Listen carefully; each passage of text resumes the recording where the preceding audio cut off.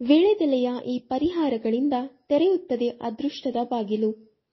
ಆಯುರ್ವೇದದಲ್ಲಿ ಔಷಧಿಯ ಗುಣಗಳ ಆಗರ ಎಂದು ಬಣ್ಣಿಸಲ್ಪಡುವ ವೀಳ್ಯದೆಲೆಗೆ ಹಿಂದೂ ಧರ್ಮದಲ್ಲಿ ಬಹಳ ಮಹತ್ವವಿದೆ. ಈ ಎಲೆ ಇಲ್ಲದೆ ಯಾವುದೇ ಪೂಜೆ ಸಂಪೂರ್ಣವಾಗುವುದಿಲ್ಲ. ವೀಳ್ಯದೆಲೆಯನ್ನು ಸಂಸ್ಕೃತದಲ್ಲಿ ತಾಂಬೂಲ ಎಂದು ಕರೆಯುತ್ತಾರೆ. ಹಿಂದೂ ಧರ್ಮದಲ್ಲಿ ಯಾವುದೇ ಶುಭ ಕಾರ್ಯಗಳಲ್ಲಿ ವೀಳ್ಯದೆಲೆಗೆ ಹೆಚ್ಚಿನ ಪ್ರಾಮುಖ್ಯತೆ ಇದೆ. ಧರ್ಮಗ್ರಂಥಗಳಲ್ಲಿ ಮಂಗಳಕರವೆಂದು ಪರಿಗಣಿಸಲಾಗಿರುವ ವೀಳ್ಯದೆಲೆಗೆ ಅದೃಷ್ಟವನ್ನು ಬದಲಾಯಿಸುವ ಶಕ್ತಿಯೂ ಇದೆ. ಹೌದು, ರೋಗಿಗಳಿಂದ ಮಾತ್ರವಲ್ಲ, ಜೀವನದಲ್ಲಿ ಎದುರಾಗುವ ಹಲವು ಸಮಸ್ಯೆಗಳಿಗೂ ಕೂಡ ವೀಳ್ಯದೆಲೆ ಪರಿಹಾರವನ್ನು ನೀಡಲಿದೆ. ಅವುಗಳೆಂದರೆ: 1. ಯಾವುದೇ ಕೆಲಸಕ್ಕೆ ನೀವು ಮನೆಯಿಂದ ಹೊರಗೆ ಹೋಗುವಾಗ ನಿಮ್ಮ ಪರ್ಸ್ ಅಥವಾ ಜೇಬಿನಲ್ಲಿ ವೀಳ್ಯದೆಲೆ ಇಟ್ಟುಕೊಂಡು ಹೋಗುವುದರಿಂದ ಯಾವುದೇ ಅಡೆತಡೆಯಿಲ್ಲದೆ ನಿಮ್ಮ ಕೆಲಸ ಪೂರ್ಣಗೊಳ್ಳುತ್ತದೆ. 2. ಶನಿವಾರದಂದು 5 ವೀಳ್ಯದೆಲೆಗಳನ್ನು ತೆಗೆದುಕೊಂಡು ಒಂದೇ ದಾರದಲ್ಲಿ ಕಟ್ಟಿ ನಿಮ್ಮ ಅಂಗಡಿಯ ಪೂರ್ವ ದಿಕ್ಕಿನಲ್ಲಿ ಇದನ್ನು ಕಟ್ಟಿ. ಪ್ರತಿ ಶನಿವಾರ ಈ ಎಲೆಗಳನ್ನು ಬದಲಾಯಿಸಿದರೆ ವ್ಯವಹಾರದಲ್ಲಿ ಪ್ರಗತಿ ಕಾಣಬಹುದು. 3. ಜೀವನದಲ್ಲಿ ಯಾವುದೇ ರೀತಿಯ ಸಮಸ್ಯೆಗಳಿದ್ದರೆ ಮಂಗಳವಾರ ಮತ್ತು ಶನಿವಾರದಂದು ನೆನೆಸಿದ ವೀಳ್ಯದೆಲೆಯನ್ನು ಹನುಮಂತನಿಗೆ ಅರ್ಪಿಸಿ. 4. ದಾಂಪತ್ಯ ಜೀವನದಲ್ಲಿ ಯಾವುದೇ ರೀತಿಯ ಒತ್ತಡ, ಉದ್ವಿಗ್ನತೆ ಇದ್ದರೆ ಶುಕ್ರವಾರದಂದು ವೀಳ್ಯದೆಲೆಯಲ್ಲಿ 7 ತಾಜಾ ಗುಲಾಬಿ ದಳಗಳನ್ನು ಇರಿಸಿ ನಿಮ್ಮ ಮನೆಯ ಸಮೀಪದ ಲಕ್ಷ್ಮೀ ದೇವಾಲಯಕ್ಕೆ ಅರ್ಪಿಸಿ. 5. ನಿಮ್ಮ ಮನೆಯಲ್ಲಿ ಯಾವುದೇ ರೀತಿಯ ವಾಸ್ತು ದೋಷವಿದ್ದರೆ, ಮೈಮನಸ್ಯದ ವಾತಾವರಣವಿದ್ದರೆ ಅರಶಿಣ ಮಿಶ್ರಿತ ನೀರನ್ನು ವೀಳ್ಯದೆಲೆಯಿಂದ ಸಿಂಪಡಿಸಿ. ಇದರಿಂದ ಮನೆಯಲ್ಲಿ ನಕಾರಾತ್ಮಕ ಶಕ್ತಿ ದೂರವಾಗುತ್ತದೆ. 6. ನೀವು ಆರ್ಥಿಕ ಸಂಕಷ್ಟದಿಂದ ಬಳಲುತ್ತಿದ್ದರೆ ಕಲಶದ ನೀರಿನಲ್ಲಿ ಅರಶಿಣವನ್ನು ಮಿಶ್ರಣ ಮಾಡಿ ಆ ನೀರನ್ನು ವೀಳ್ಯದೆಲೆಯಿಂದ ಮನೆಯ ಮೂಲೆ ಮೂಲೆಯಲ್ಲಿಯೂ ಸಿಂಪಡಿಸಿ. 7. ಲಕ್ಷ್ಮೀ ದೇವಿಗೆ ವೀಳ್ಯದೆಲೆ ಬಹಳ ಪ್ರಿಯವಾದುದು ಎನ್ನಲಾಗುತ್ತದೆ. ಹಾಗಾಗಿ ಹೋಳಿಕಾ ದಹನದ ದಿನದಂದು 7 ವೀಳ್ಯದೆಲೆಗಳನ್ನು ತೆಗೆದುಕೊಂಡು ಬೆಂಕಿಯಲ್ಲಿ 7 ಬಾರಿ ಪ್ರದಕ್ಷಿಣೆ ಹಾಕಬೇಕು. ಪ್ರತಿ ಸುತ್ತಿನ ನಂತರ ಬೆಂಕಿಗೆ ವೀಳ್ಯದೆಲೆ ಹಾಕಿ. ಹೀಗೆ 7 ಬಾರಿ ಪ್ರದಕ್ಷಿಣೆ ಮಾಡುವಾಗ 7 ಎಲೆಗಳನ್ನು ಅರ್ಪಿಸಿ. ಲಕ್ಷ್ಮೀ ದೇವಿಯು ಇದರಿಂದ ಸಂತುಷ್ಟಳಾಗಿ ಸಮೃದ್ಧಿ ಹಾಗೂ ಸಂತೋಷವನ್ನ ನೀಡುತ್ತಾಳೆ ಎನ್ನುವ ನಂಬಿಕೆ ಇದೆ. 8. ಸಾಮಾನ್ಯವಾಗಿ ಕೆಲಸಕ್ಕಾಗಿ ಬಹಳ ಪರದಾಡಬೇಕಾಗುತ್ತದೆ.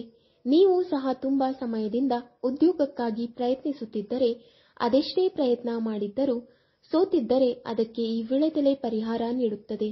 ಮನೆಯಿಂದ ಹೊರಗೆ ಹೋಗುವಾಗ ಜೇಬಿನಲ್ಲಿ ವೀಳ್ಯದೆಲೆಯನ್ನ ಇಟ್ಟುಕೊಳ್ಳಬೇಕು. ಇದರಿಂದ ನೀವು ಹೀಗುವ ಕೆಲಸದಲ್ಲಿ ಯಶಸ್ಸು ಸಿಗುತ್ತದೆ. 9. ವ್ಯವಹಾರ ಮಾಡುವಾಗ ಅನೇಕ ಸಮಸ್ಯೆಗಳನ್ನ ಅನುಭವಿಸಬೇಕಾಗುತ್ತದೆ. ವ್ಯವಹಾರದಲ್ಲಿ ವೈಫಲ್ಯವನ್ನು ಎದುರಿಸುತ್ತಿದ್ದರೆ ಅಥವಾ ವ್ಯವಹಾರದಲ್ಲಿ ನಷ್ಟವನ್ನು ಎದುರಿಸುತ್ತಿದ್ದರೆ ಭಾನುವಾರ ಹೊರಗೆ ಹೋಗುವಾಗ ವೀಳ್ಯದೆಲೆಯನ್ನ ನಿಮ್ಮ ಜೇಬಿನಲ್ಲಿ ಅಥವಾ ಪರ್ಸ್ನಲ್ಲಿ ಇಟ್ಟುಕೊಳ್ಳಿ. ಇದರಿಂದ ಎಲ್ಲ ಕಷ್ಟಗಳಿಗೆ ಪರಿಹಾರ ಸಿಗುತ್ತದೆ. ಇದು ನಷ್ಟಗಳಿಂದ ಸಹ ಹೊರಬರಲು ಸಹಾಯ ಮಾಡುತ್ತದೆ. 10. ಸಂಸಾರದಲ್ಲಿ ಅನೇಕ ಸಮಸ್ಯೆಗಳು ಇರುತ್ತದೆ. ಆಗಾಗ ಜಗಳ ಉಂಟಾಗುವುದು, ಪ್ರೀತಿ ಕಡಿಮೆ ಆಗುವುದು, ಹೀಗೆ ಅನೇಕ ತೊಂದರೆಗಳಾಗುತ್ತದೆ. ಈ ಸಮಸ್ಯೆ ನಿಮಗೂ ಇದ್ದರೆ ಕರ್ಪೂರವನ್ನು ವೀಳ್ಯದೆಲೆಯಲ್ಲಿ ಹಾಕಿ ಮತ್ತು ಅದನ್ನು ಪ್ರತಿದಿನ ಸಂಜೆ ಸುಡಬೇಕು. ಜ್ಯೋತಿಷ್ಯ ಶಾಸ್ತ್ರದ ಪ್ರಕಾರ ಈ ಪರಿಹಾರವನ್ನು ಮಾಡುವುದರಿಂದ ಕೌಟುಂಬಿಕ ವಿವಾದಗಳಿಂದ ಪರಿಹಾರವನ್ನು ಪಡೆಯಬಹುದು. 11. ಹಣಕಾಸಿನ ಸಮಸ್ಯೆ ಎಲ್ಲರನ್ನೂ ಕಾಡುತ್ತದೆ. ಹಣ ಉಳಿಸಲು ಪರದಾಡುವುದು ಅಥವಾ ಸಂಪಾದನೆ ಮಾಡಲು ಕಷ್ಟಪಡುವುದು, ಹೀಗೆ ಬಹಳ ಸಮಯದಿಂದ ಹಣಕ್ಕೆ ಸಂಬಂಧಿಸಿದ ಸಮಸ್ಯೆಗಳನ್ನು ಎದುರಿಸುತ್ತಿದ್ದರೆ 2 ಲವಂಗ ಹಾಗೂ 1 ಕರ್ಪೂರವನ್ನ ತುಪ್ಪದಲ್ಲಿ ಅದ್ದಿ ಮತ್ತು ಅವುಗಳನ್ನು ವೀಳ್ಯದೆಲೆಯ ಮೇಲೆ ಇಡಿ. ಈ ವೀಳ್ಯದೆಲೆಯನ್ನು ಬೆಂಕಿಯಲ್ಲಿ ಸುಟ್ಟು ಬಿಡಿ. ಇದರಿಂದ ನಿಮಗೆ ಆರ್ಥಿಕ ಲಾಭ ಸಿಗುತ್ತದೆ. 12. ಪೂಜೆಯ ಸಮಯದಲ್ಲಿ ವೀಳ್ಯದೆಲೆಯನ್ನು ಬಳಸುವುದನ್ನು ನೀವು ಆಗಾಗ್ಗೆ ನೋಡಿರಬೇಕು. ಪೂಜೆಯ ನಂತರ ಈ ವೀಳ್ಯದೆಲೆಯನ್ನು ನಿಮ್ಮ ಲಾಕರ್ನಲ್ಲಿ ಇಡಬೇಕು. ಅಲ್ಲಿ ಹಣವನ್ನು ಇಡಬೇಕು ಎಂದು ನಂಬಲಾಗಿದೆ. ಇದು ಮನೆಗೆ ಸಂಪತ್ತನ್ನು ತರುವ ಉತ್ತಮ ಉಪಾಯವೆಂದು ಪರಿಗಣಿಸಲಾಗುತ್ತದೆ. 13. ಅರಳಿ ಮರವನ್ನು ಪೂಜಿಸಿದ ನಂತರ ಅಲ್ಲಿ 1 ರೂಪಾಯಿ ನಾಣ್ಯ ಮತ್ತು ವೀಳ್ಯದೆಲೆ ಇರಿಸಿ.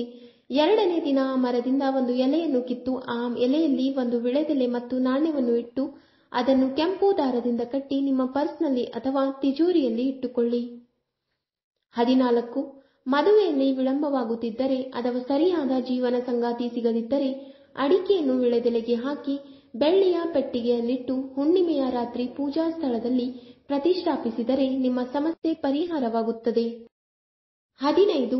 ನಿಮ್ಮ ಕೆಲಸದಲ್ಲಿ ಏನಾದರೂ ಅಡಚಣೆ ಇದ್ದರೆ ವೀಳ್ಯದೆಲೆಯ ಮೇಲೆ ಸಿಂಧೂರ ಮತ್ತು ದೇಸಿ ತುಪ್ಪದಿಂದ ಸ್ವಾಸ್ತಿಕ ಚಿಹ್ನೆಯನ್ನು ಮಾಡಿ ಅದನ್ನು ಕಲಾವದಲ್ಲಿ ಸುತ್ತಿ ಅದನ್ನು ಮರೆಯದೆ ಪೂಜಿಸಿ. ಈ ಪರಿಹಾರದಿಂದ ಎಲ್ಲ ಅಡೆತಡೆಗಳು ದೂರವಾಗುತ್ತವೆ ಎಂದು ನಂಬಲಾಗಿದೆ. 16. ಇದು ವ್ಯಾಪಾರದಲ್ಲಿ ಲಾಭವನ್ನು ತರುತ್ತದೆ ಎನ್ನುವ ನಂಬಿಕೆ ಇದೆ. ನಿಮ್ಮ ಯಾವುದೇ ಕೆಲಸವು ಸ್ಥಗಿತಗೊಂಡಿದ್ದರೆ ಮತ್ತು ಹಲವಾರು ಪ್ರಯತ್ನಗಳ ನಂತರ ಅದು ಪೂರ್ಣಗೊಳ್ಳದಿದ್ದರೆ ನಿಮ್ಮ ಪರ್ಸ್ನಲ್ಲಿ 2 ಲವಂಗ ಮತ್ತು 1 ವೀಳ್ಯದೆಲೆ ಇಟ್ಟುಕೊಳ್ಳಿ. ಕೆಲಸದ ಸಮಯದಲ್ಲಿ ಲವಂಗವನ್ನು ಬಾಯಿಯಲ್ಲಿ ಇಟ್ಟುಕೊಂಡು ದೇವಸ್ಥಾನದಲ್ಲಿ ವೀಳ್ಯದೆಲೆ ಅರ್ಪಿಸಿ. ಇದರಿಂದ ನಿಮ್ಮ ಕೆಲಸದಲ್ಲಿ ಅಡೆತಡೆಗಳು ಶೀಘ್ರದಲ್ಲೇ ನಿವಾರಣೆಯಾಗುತ್ತವೆ. 17. ಧಾರ್ಮಿಕ ನಂಬಿಕೆಗಳ ಪ್ರಕಾರ ವೀಳ್ಯದೆಲೆ ಹನುಮಂತನಿಗೆ ತುಂಬಾ ಪ್ರಿಯವಾಗಿದೆ. ಅದಕ್ಕಾಗಿಯೇ ಮಂಗಳವಾರ ಮತ್ತು ಶನಿವಾರದಂದು ವೀಳ್ಯದೆಲೆಯನ್ನು ದೇವರಿಗೆ ಅರ್ಪಿಸಬೇಕು. ಬಜರಂಗಬಲಿಯು ಸಂತುಷ್ಟನಾಗಿ ತನ್ನ ಭಕ್ತರ ಎಲ್ಲಾ ತೊಂದರೆಗಳನ್ನು ನಿವಾರಿಸುತ್ತಾನೆ ಎಂದು ಹೇಳಲಾಗುತ್ತದೆ. ಇದಲ್ಲದೆ ಶಿವನಿಗೆ ವೀಳ್ಯದೆಲೆಯನ್ನು ಅರ್ಪಿಸುವುದು ಕೂಡ ಮಂಗಳಕರವೆಂದು ಪರಿಗಣಿಸಲಾಗಿದೆ. ಇದಕ್ಕೆ ಸೋಮವಾರ ಪ್ರಮುಖವಾಗಿದೆ. ಈ ದಿನ ಬೆಳಿಗ್ಗೆ ಸ್ನಾನ ಇತ್ಯಾದಿಗಳನ್ನು ಮಾಡಿದ ನಂತರ ಶಿವನಿಗೆ ವೀಳ್ಯದೆಲೆಯನ್ನು ಅರ್ಪಿಸಬೇಕು. ಇದು ನಿಮ್ಮ ಎಲ್ಲಾ ಆಸೆಗಳನ್ನು ಪೂರೈಸುತ್ತದೆ. 18. ಎಲ್ಲಾ ದೇವತೆಗಳು ವೀಳ್ಯದೆಲೆಯಲ್ಲಿ ನೆಲೆಸಿದ್ದಾರೆ ಎಂದು ಹೇಳಲಾಗುತ್ತದೆ ಮತ್ತು ಆದ್ದರಿಂದ ಪೂಜೆ ಮಾಡುವಾಗ ಅವುಗಳನ್ನು ಬಳಸುವುದು ಕಡ್ಡಾಯವೆಂದು ಪರಿಗಣಿಸಲಾಗಿದೆ. ಪೂಜೆಯಲ್ಲಿ ವೀಳ್ಯದೆಲೆಯನ್ನು ಬಳಸುವುದರಿಂದ ಮನೆಯಲ್ಲಿ ಬರುವ ನಕಾರಾತ್ಮಕತೆ ದೂರವಾಗುತ್ತದೆ. ಇದರೊಂದಿಗೆ ಪ್ರತಿ ಕೆಲಸದಲ್ಲೂ ಯಶಸ್ಸು ಸಾಧಿಸಲಾಗುತ್ತದೆ. 19. ಮಂಗಳಕರ ಮತ್ತು ಸಮೃದ್ಧಿಯ ಆಶೀರ್ವಾದವನ್ನು ಪಡೆಯಲು ವೀಳ್ಯದೆಲೆಗಳನ್ನು ಸಾಮಾನ್ಯವಾಗಿ ಪೂಜೆ ಸಮಾರಂಭಗಳಲ್ಲಿ ಸೇರಿಸಲಾಗುತ್ತದೆ. ವೀಳ್ಯದೆಲೆಯಲ್ಲಿರುವ ಅಂತರ್ಗತ ಗುಣಲಕ್ಷಣಗಳು ಆರಾಧಕರಿಗೆ ಧನಾತ್ಮಕ ಶಕ್ತಿ ಮತ್ತು ದೈವಿಕ ಆಶೀರ್ವಾದವನ್ನು ಆಕರ್ಷಿಸುತ್ತವೆ ಎಂದು ನಂಬಲಾಗಿದೆ. ಇದು ನಿಮಗೆ ಆರಾಧನೆಯಲ್ಲಿ ಏಕಾಗ್ರತೆಗೆ ಸಹಾಯ ಮಾಡುತ್ತದೆ. 20. ಪೂಜೆಯ ಸಮಯದಲ್ಲಿ ವೀಳ್ಯದೆಲೆ ಮತ್ತು ಅಕ್ಷತೆಯನ್ನು ವೀಳ್ಯದೆಲೆಯಲ್ಲಿಟ್ಟು ನೈವೇದ್ಯ ಮಾಡಲಾಗುತ್ತದೆ.